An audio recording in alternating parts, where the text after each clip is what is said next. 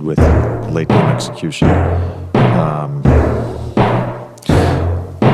No, ain't no party like a Diddy party, so. Yeah, that's what's up. Yeah. Yes, sir. In order to stay in the algorithm, I guess I gotta make a 8 to 15 minute video. I feel like I've been doing that lately, but I guess the under 8 minutes ain't doing it. That's probably why well, then again, the last Bronny James video is actually doing better, but Jokic video about him, people trying to get him to leave the Denver Nuggets, that one's not doing that bad anyway. So I guess I gotta make 8 to 15 minute videos from now on in order to catch the algorithm. No more 2 minute videos. Whatever. This whole YouTube algorithm thing, it's annoying. It constantly keeps changing. It's been changing probably for the last 6-7 years, probably more than that. It's just annoying after a while. But anyways, welcome to the channel, Franchise Sports TV, back again with another video, and we have another coach firing. Something that I did say I wasn't going to talk about yesterday, but you know what? I just thought about something. But before I go in, like the video, share the video to put me out there on the YouTube algorithm, and of course, if you like what I have to say in this video, subscribe to the channel. But anyways, let's go on. Hopefully YouTube doesn't not shadow, but it tries to hide this within the algorithm. I was going so steady with the subscribers earlier this year. All of a sudden, it just stopped. Late February, early March. But anyways, so Mike Budenholzer of the Phoenix Suns, head coach, after 1 year, was let go. We all know who's behind this. Yes, we do. We all know who's behind this. These are the players behind it. Probably Kevin Durant, Devin Booker. I don't know so much about Bradley Beal, but possibly two. So this is the fourth notable coach that has been fired this season. 3 in the middle of the season. 2 in the last 2 weeks of the season. Stuff don't make any sense. Mike Brown was released from his duty, I want to say December, maybe January, from the Sacramento Kings. Partially, I think, because De'Aaron Fox, and De'Aaron Fox being the Clutch Client Sports. Did I say that right? Clutch Sports Client, which equals Grand Moff Tarkin and Darth Vader over there. If you know who I mean, wink, wink, so you guys know who I mean when I say that. If you're new to, I guess I gotta explain it. If you're new to the channel, I call LeBron's boy, I can't even think of his damn name right now. But LeBron, I've been called LeBron, the Homelander, Darth Vader, more likely the Emperor more than Darth Vader. Emperor Palpatine, Homelander, Lex Luthor. I've been calling him all the villains because that's how he moves. He moves like a mob boss over here with his Tony Soprano, balding looking self. And Rich Paul is Grand Moff Tarkin, okay? But yeah, we all know, some of us know that De'Aaron Fox is part of the Clutch Mafia. When the Clutch clients complain, the Clutch Mafia moves. Mike Brown was let go because, mainly because their defense wasn't that great. Their defense struggled. But he was let go because they was trying to appease De'Aaron Fox, which didn't even work. Because De'Aaron Fox was gone anyway, come trade deadline from Sacramento to the San Antonio Spurs. We'll see how that turns out there with Victor Wembanyama and the rest of that team. I thought they was actually going to get to the playoffs this year, but after Victor Wembanyama, just with the blood clots, that just shelled everything for them. And Greg Popovich being out for most of the season. Get well to him. So that was the first casualty of the coaching. And I personally don't think Mike Brown should have been let go. This is a former coach of the year. Team, no, I'll wait till I get to the end of this. And the next was Taylor Jenkins from the Memphis Grizzlies. He was let go. Possibly John Morant could have been behind it. Who knows? We don't know. I don't know. But it was just weird. 2 to 3 weeks before the end of the season, he's let go. Team's in the middle of the playoff race and you let the coach go. So now he's gone. Just last week, Mike Malone, a coach that actually has won an NBA championship just 2 years ago. Barely 2 years ago in an actual calendar year. He's gone. We all know who's behind that. He already admitted to it, having the decision in it. That's Nikola Jokic. Which, for some reason, he's, I guess in the minds of his weird-ass fans, he's exonerated from all responsibility, especially defensive-wise. But I guess these guys count steals as just being the absolute true part of playing defense. No, steals is just not. You can have a cornerback and have, let's say, 10 interceptions somewhat, but that defense will still be trash. But anyways, I'm not going to get into that. But now, Mike Malone's gone. A week before the season's over. I don't even know who's the assistant coach there now that took over. Now, the season is over, and Mike Budenholzer is gone after 1 year. See, the Phoenix Suns have this problem here. Monty Williams, just a couple of years ago, took the Phoenix Suns to a championship. They may not have won it, but he took them to a championship. Second seed. It was the second seed that year, the 2020-2021. The next year after that, they the first seed. Won 60 games. Imploded in that conference semifinals to Luka Doncic. Let go. Frank Vogel comes in. Another championship, actually winning the championship with the Los Angeles Lakers. After he was wrongfully let go from the Lakers, he goes to Phoenix. He gets let go after 1 year. Now Mike Budenholzer, another championship winning coach, after 1 year is let go.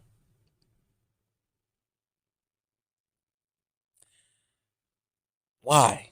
It's only been a year. It's only been a year. You got three overrated players.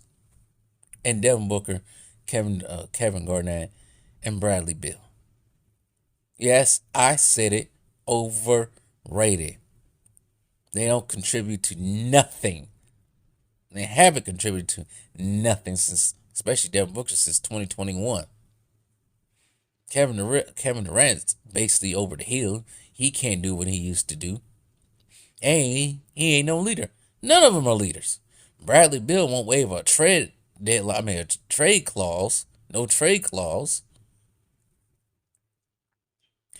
So you got a bunch of old dudes in Kevin Durant and Bradley Beal, because he ain't no young 31 or 32, however old he is now. Ain't never experienced winning in his life. Been on the Washington Wizards teams. And you expect him to do something. Kevin Durant can't even lead his own team to win the finals. He got to jump ship to go somewhere else. And we all know what Devin Booker is. No, Devin Booker no, that was some help from Chris Paul. So you get rid of Cam Johnson. You get rid of old boy that's on New York now. I can't think of his damn name. Bad with names. But old boy that used to go to Villanova, that won in Villanova. You got rid of him. You got rid of Chris Paul. And you got rid of all the necessary pieces for them to win. They was better off with Chris Paul and just Devin Booker. And the other two I named. DeAndre Ayton, maybe. But you got rid of all the necessary pieces and placed them with Bradley Beal and Kevin Durant. Like that was supposed to work.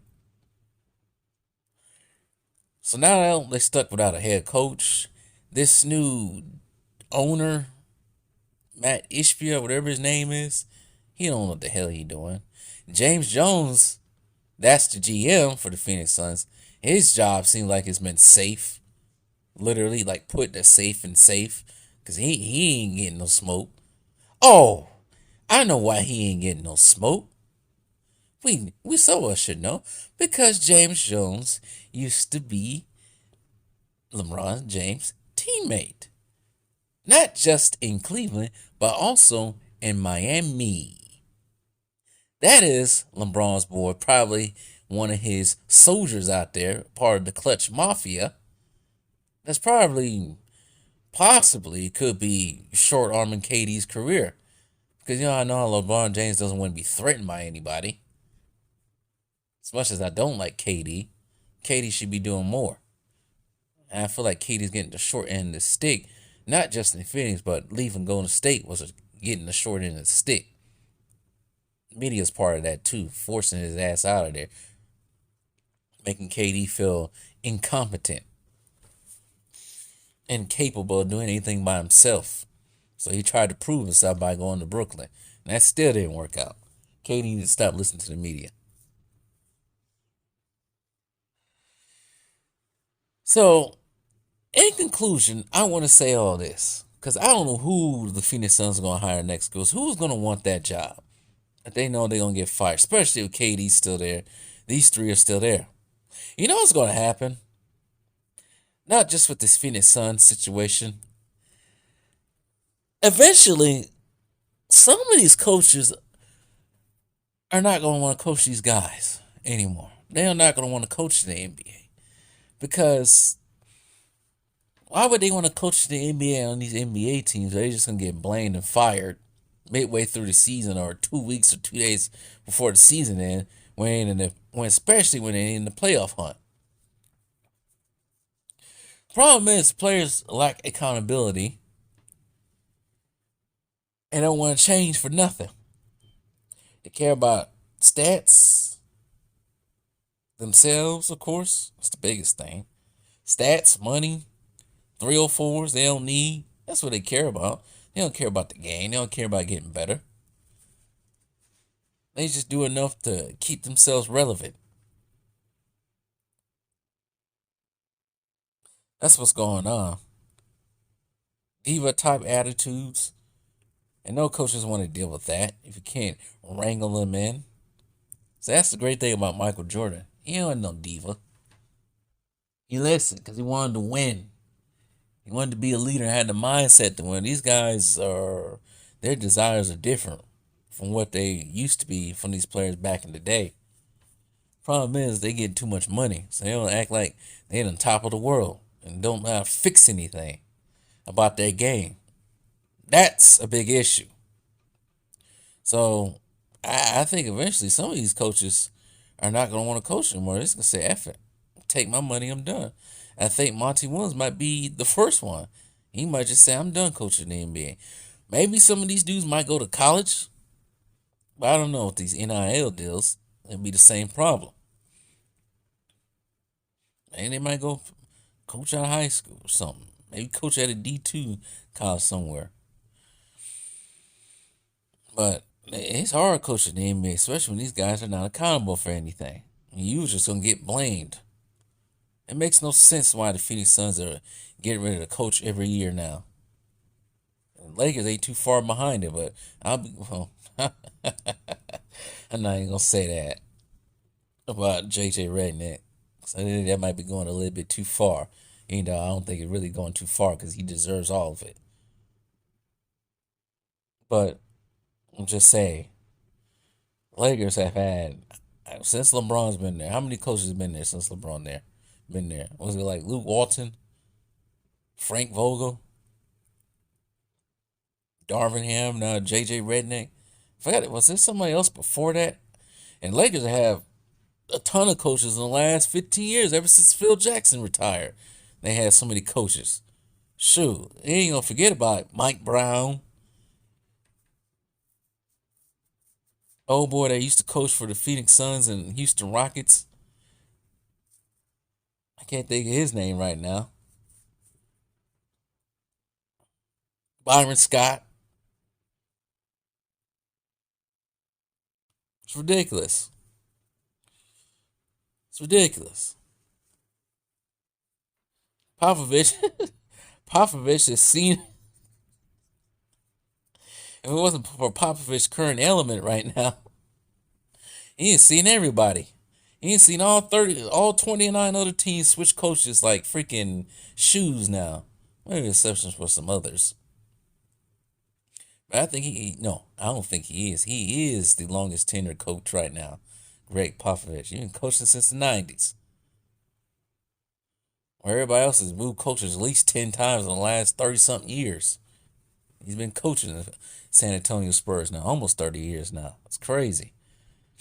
Phoenix Suns got 4, 5, 6, 7, 8 coaches the last 10 years, while Popovich been the only coach for the Spurs. Absolutely crazy. And before that, I don't know who it was the longest tenure. Well, I think after that might be Steve Kerr. But after Steve Kerr, I don't know who it is anymore when it comes to coaching in the NBA. Because everybody keeps moving. Maybe, Spoelstra. That's the other one. Eric Spoelstra probably might be the next one. He might be longer than Steve Kerr because Spoelstra been there since 2010, 11, since LeBron was there. So he might be the second longer tenure than Steve Kerr. I'm trying to think of anybody else am I forgetting. It's completely ridiculous how these coaches keep getting blamed. But the players are just act like they just perfect. Ridiculous.